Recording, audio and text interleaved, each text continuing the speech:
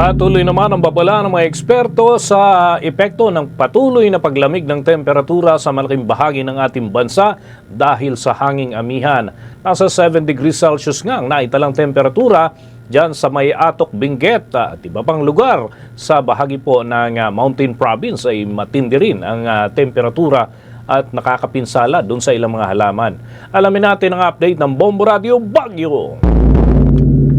Patuloy na nararanasan ang frost o andap sa ilang bahagi ng Benguet lalo na sa bayan ng Atok kasunod ng patuloy na pagbagsak ng temperatura sa probinsya. Alas 5 kaninang umaga naitala ang 7 degrees Celsius sa Atok, Benguet, mas mataas sa 5 degrees Celsius na temperatura na naitala kahapon Enero 23. Naglalaro naman sa 8 hanggang 9 degrees Celsius ang temperatura pagsapit ng hapon.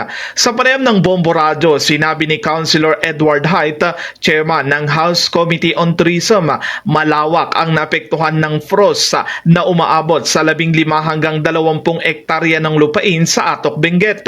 Anya, may ilang pananim gaya ng repolyo, patatas, radish at karot na naapektuhan sa mga lugar na madalas tamaan ng andap, partikular sa bahagi ng Englandad, Paway, Sitio Muslang at Katubo.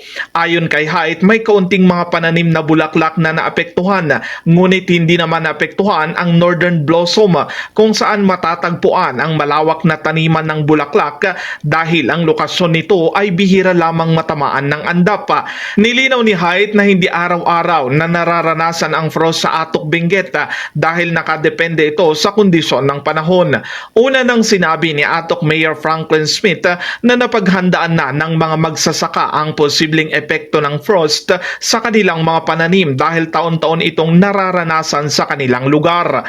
Samantala, inihayag ni Haight na dahil sa bumababang temperatura sa kanilang lugar, marami ring turista ang dumadagsa upang maranasan ang malamig na panahon.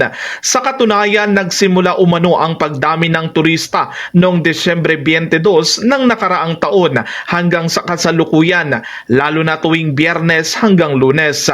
Kasunod nito, pinaalalahanan ni Haight ang mga bisita na magsuot ng makakapal na damit at iwasan ang maninipis upang maiwasan ang sakit na maaring makuha sa malamig na panahon. Bukod sa Atok, Benguet, naitala kahapon ang mas mababang temperatura na umaabot sa 4 degrees Celsius sa Bauco Mountain Province.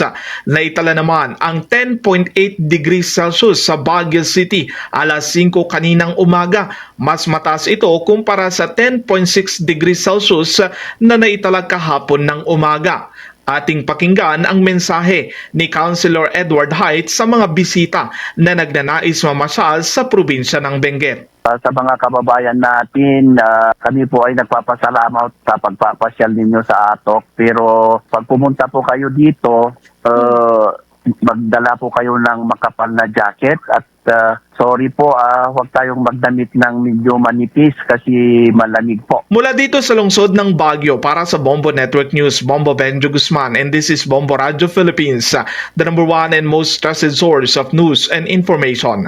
Basta Radio Bombo. For the most trusted source of news and information, visit our website at www.bomboradio.com. Follow us on Bombo Radio mobile app, Facebook, YouTube, TikTok, and X, formerly Twitter.